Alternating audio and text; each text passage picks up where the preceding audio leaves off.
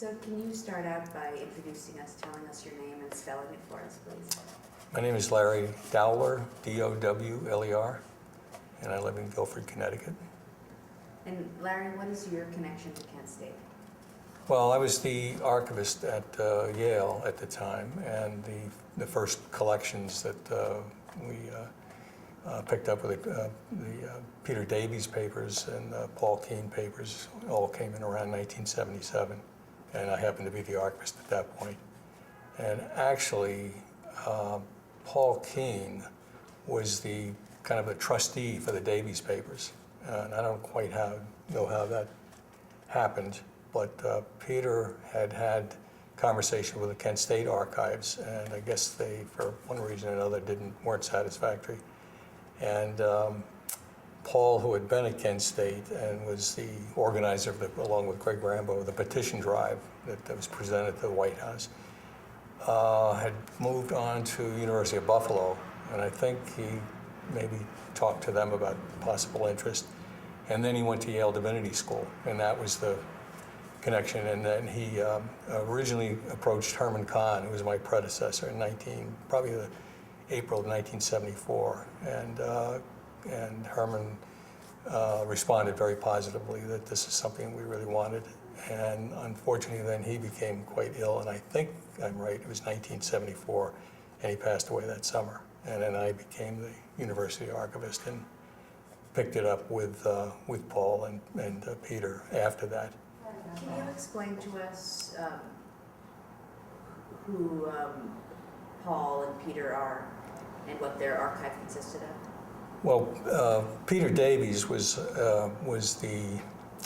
along with Arthur Krauss and John Adams, Reverend John Adams, were the kind of the triumvirate that pursued a course of justice, that is, tried the legal system to resolve what had happened at Kent State and why, and spent the better part of 7 or 8 years doing that. Partially successful in the end on the civil suit, but not very satisfactory to anyone. And primarily they were trying to get a federal grand jury convened to get to the facts. I mean, one of the functions of a grand jury is to ascertain the facts to see if there's grounds for indictment. And it was clear that the Nixon administration did everything in its power to block that. And Nixon himself is clearly on record as not wanting any kind of a federal investigation. And John Mitchell, his first Attorney General, and his successor, Kleindienst, were all on record and announced that there would be no federal investigation. Didn't feel there was sufficient grounds to indict a guardsman. And so that took 3.5 years. It was really 4 years before the grand jury very unexpectedly was called, and it was William Richardson, who was acting or became Attorney General, was not there very long, and of course resigned on the so-called Midnight Massacre over the appointment or the firing of Archibald Cox, which he refused to do and therefore resigned. But before he did that, he announced that he was going to reopen the investigation. And Mr. Ruckelhaus, who was the next in line, also resigned, and ultimately it was Robert Bork who finally put it forward in the middle of the night, and he was only there for 3 days as acting Attorney General before William Saxby from Ohio became the Attorney General. So Davies was dogged in pursuing the facts as best he could about Kent State, and wrote a book about it, and also wrote a book that, really a book for the Methodist Church that was then made available to congressmen, that essentially tried to identify Pryor as the person who fired the first shots, and so was instrumental in all of this and indefatigable in trying to pursue justice, as was Arthur Krauss, and as was John Adams, who kind of worked in the background and was sort of the glue that held the the Kent State families, that is all of the survivors, and as well as the families and the students who were wounded, and of course the parents of the 4 that were killed. And they really hung in there for about 7 years trying to pursue this, and the government clearly did everything in its power to quash it and keep it from happening. And the state of Ohio, under Rhodes, was running on a law and order campaign and was equally hostile to any kind of pursuit of either fact-finding or justice. Did convene a special grand jury, which turned into a farce. That was the one that where they indicted 24 students and 1 professor, and ultimately it was almost all the charges were dismissed. And their report, in fact, was ordered by a federal judge to be burned in a basket out in a parking lot. It was so biased. And so that's who Peter Davies is. And along with that, there was a student effort to get a petition to Nixon, actually. And Paul Keene, who was a dorm counselor, and Greg Rambo, who was also a dorm counselor, decided this would be a good thing to do. And so they got, I think, about 10,500 student signatures in about 10 days. And subsequent to that, they got another, I think it was 50,000 altogether from around the country. And they were presenting this to President Nixon with the idea to get him to override his Attorney General's decision. And again, there was deception and delay and denial on the part of the federal government throughout. And it finally happened with Richardson sort of out of the blue. Nobody quite expected it. And anyway, those are the characters that I'm primarily interested in my own writing. Not so much the things that happened, what happened on campus, and whether Pryor fired the first shot or Terry Norman or whoever. I mean, I think that part of the problem with the parents who were pursuing a legal approach is that they had to come up with evidence, with facts that could be used to prosecute the guardsmen. And I think in a sense it narrowed their perspective in a way that they couldn't help, because even if the facts never come out about that, or if it's ever proven that Nixon actually ordered the shooting, or at least putting down the student dissent, even if it's never proved that Rhodes conspired with the National Guard to do this.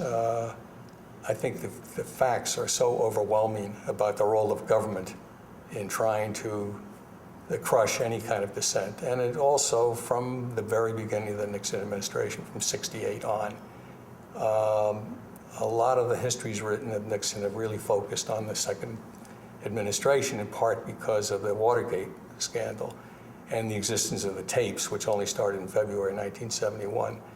And I think there's a tendency to not see the earlier years and the overwhelming use of informants, student provocateurs on campuses, and the Justice Department itself established I think it was called the Internal Securities Division in '69 and '70, and basically used federal grand juries, ironically, the thing that the parents and the Kent State family were trying to get. They used that as essentially an intelligence gathering organization. And there were something like 100 cases in just a few years. Governor Robert Mardian directed that for the Attorney General. And it was used essentially as a tool, not so much that they worried about indictments, although there were something like 400 indictments, and some 86 cities and 36 states across the country. But the idea was to quash any kind of dissent. So any radical lawyer organization would be subject. The Catholic left, women's groups. I mean, it's just sort of unbelievable. anybody who had an agenda that seemed not to toe the kind of the conservative line was targeted, and frequently in a way to disrupt planned demonstrations. For example, the veterans, the Vietnam Veterans Against the War was planning a big demonstration in Washington, and people were indicted or were charged and brought to court to basically keep them out of Washington. So the evidence of that kind of government involvement in trying to put down any sort of dissent, but particularly student dissent, and the lack of moral authority by the president and by the governor and by, frankly, some of the people in the Kent administration, including the university, I would have to say, at least in the early years, in the late 60s up to 1970, the record is sort of indisputable. And so I'm focusing more on that issue, the context in which all of this happened, and looking at the really heroic efforts that Arthur Krauss and Peter Davies and John Adams and these students who also played a major role in trying to publicize and bring these petitions to make them public and arouse some sense of outrage about what had happened. And I think the fact is most people, or a lot of adults were anti-student from certainly the late 60s, but particularly after the Democratic Convention in Chicago in 1968. Even Michener, I shouldn't say even Michener, but Michener, when he was interviewing people, was stunned by the attitude of the public and adults towards the students. And in a sense, they became the alien other, which is unfortunately still a theme we see today. And I think I won't say it's the first time that's ever happened, but certainly the whole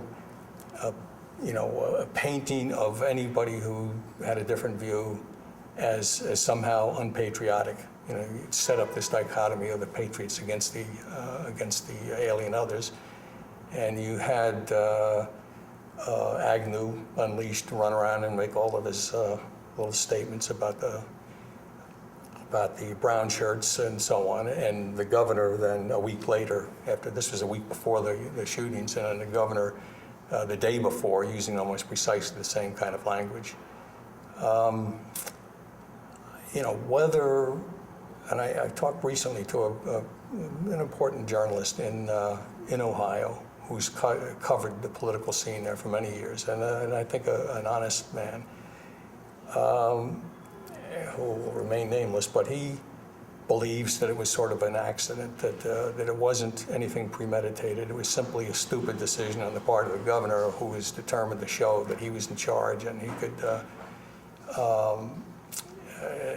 despite all of the advice from both the university administrators and even police, that they shouldn't bring National Guard, and was determined that he was going to do this and show everybody. And the fact is, he had the people behind him. The public supported that. And it then continued a week after Kent State. Shortly after that, there was the Jackson State shootings, which was a civil rights issue rather than an anti-war protest. But you had the March the Hard Hats in New York City, which you have to think that there was some White House involvement, or at least encouragement. And I can't prove that, but it just seems implausible that the labor working people would go on a rampage like that with the police standing and watching it. And then what I think is most often forgotten, even by 1971, almost the first anniversary, in Washington, D.C., the federal government basically took over the policing of that event, whereas the Washington police had been very capable in handling very large demonstrations for a number of years. And with the federal takeover of that, there were 13,000, some 400 illegal arrests. It was a catastrophe. People held in the Coliseum without food and water for several days. And out of that, there were only 128 indictments. And all of those cases had to be dismissed.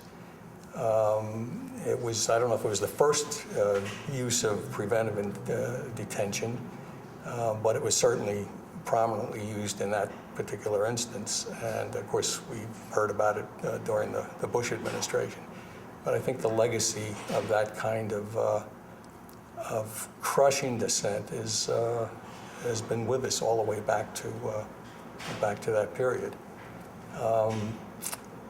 And so, in a sense, it was a perfect storm between both the government's determination to put an end to protest for reasons of national security, which is the way these things are always couched, and at the same time, the public's acquiescence in the suppression of those rights, has to be accounted for. And it was good politics to run on law and order. And it was not only Rhodes, but it was the governor of Mississippi, where the Jackson State happened. It was Governor Reagan in California. So that was the climate of the times. And I think in many ways, many of those elements have persisted right down to the present. So that's kind of what I'm focused on now. And as I say, I'm primarily interested in this handful of really courageous people who fought the good fight to try to make the justice system work. And I'm not sure succeeded in the way they had hoped. I know that when I looked at, trying to put myself in Peter Davies' shoes and look at what happened when Richardson finally said that we'll have an investigation into Kent State.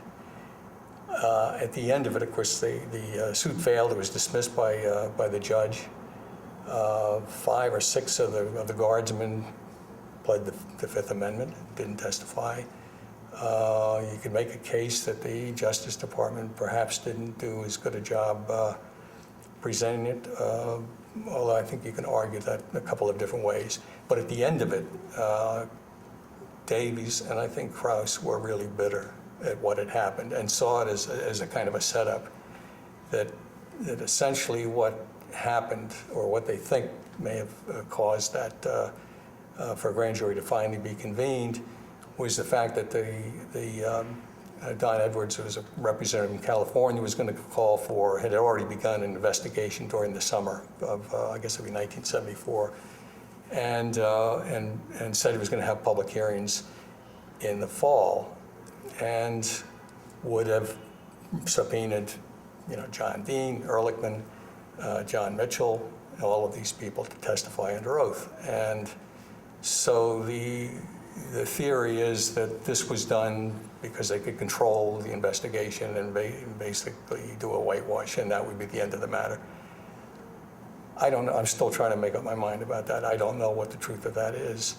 But looking at it from where Davies was coming at that point, I can certainly understand and sympathize with his view, because it sure looked that way. And I'm hoping that as more information comes out about what the Justice Department did or didn't do during that period, may have some better understanding of it.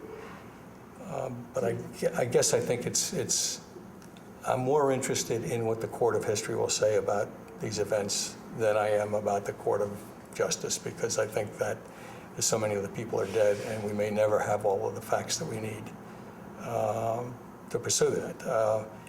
And so at least if we can see what happens when you have a government determined to prevent any kind of dissent, and the people fearing for their safety go along with it. I think that's exactly what happened in '70, and I think we still have an awful lot of that going on today. Do you think that there is cause to reopen an investigation today? Well, it sounds like it from what I've heard just today about some of the recent developments on the tape. I don't know. I'm not a lawyer, but I think there's we never really had the congressional investigation, and whether there's grounds for having a grand jury look at it again, I don't know. I'm not a lawyer, but I think that some of the revelations that are coming out now certainly confirm what's always been evident from the visual evidence about the role of the Guard. I mean, even Michener finally concluded that if you meant by a collaboration just a meeting at the bottom of the hill, that would be, that there was some sort of collaboration to shoot. But again, I think that I'm less concerned with finding the direct cause of some of those things than I am and looking at the larger issue of the injustice of the whole system. And I mean, it seems to me that the tension in American history is, and it really is kind of a fault line that runs between what we used to call the American dream. It's become sort of, I mean, the term has lost some of its meaning, but the original notion that Jefferson put forth of a convergence of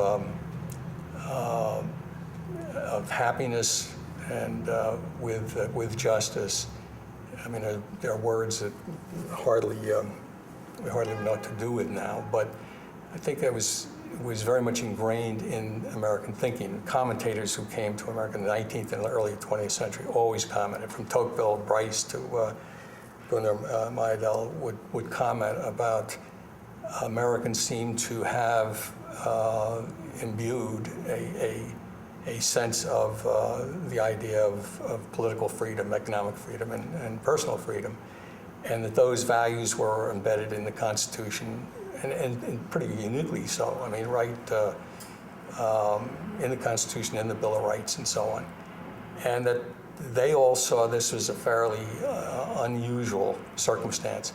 So the tension then is between the adherence to those values and the sense that dream may be an illusion, and that the other side of it, and there are lots and lots of evidence in American history that undermined that whole concept. And I think that's really been the tension, and it's really what it seems to me Kent State is about, or symbolizes that kind of split. And I mean, people don't talk much about those kinds of issues anymore, but I think it is fundamental to who we think we are as Americans. And we've lost that, or it seems to me we've lost some of that moral sense of justice and the original ideas that we think make us distinctive and unique. Anyway, I think that's one of the tensions that I'm trying to explore, and I think that when government tries to suppress that issue, or for political purposes tries to demonize some group that is counter to what their policies are or what they want, then you run the risk of undermining the whole notion of what I think we all think is or we hope is uniquely American.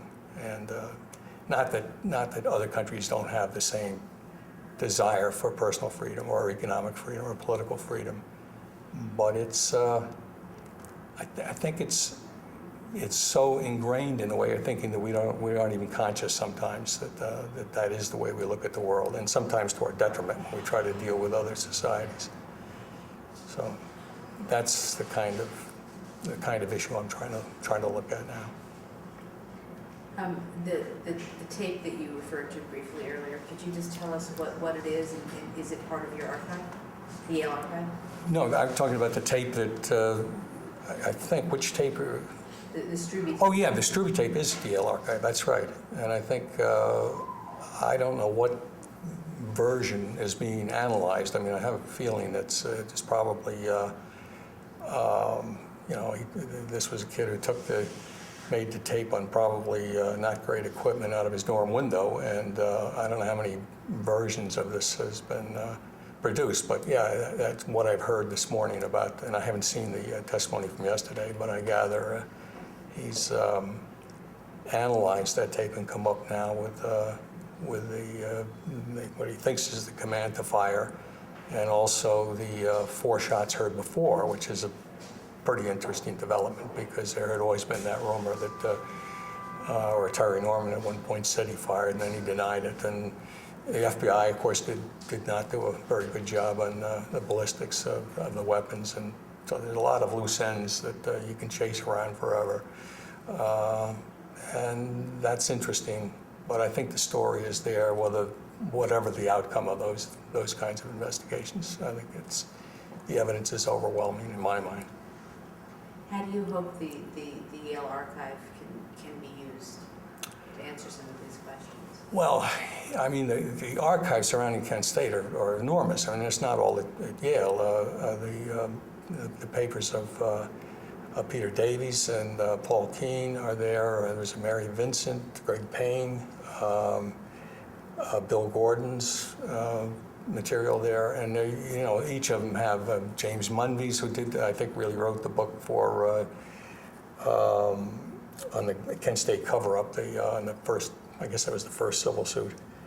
In any case, there are lots of interesting interviews that he conducted, so there are rich resources there, and photographic, and as we now know, the audio sources as well. And I'm sure there are things at Kent State that when you start adding all this together, it's an enormous undertaking. But I think that having preserved that, I mean, if the government's intent is to really suppress the truth in certain circumstances, then having an archival record or an historical record that at least allows historians, if not legal scholars, to re-examine that and get a better understanding of what was actually going on. I think that becomes critical. So I think it's very important. But lots of luck, anybody wants to wade through all of it. It's a lot of stuff. But glad that it's been saved. Well, thank you so much for coming and sharing all of this with us. Well, thank you.